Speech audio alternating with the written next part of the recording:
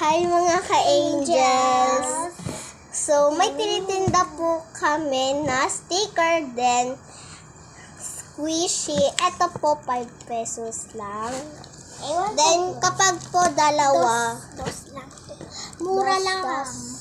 Siyempre, Opo, meron din 5 kami pesos. ditong mga sticker.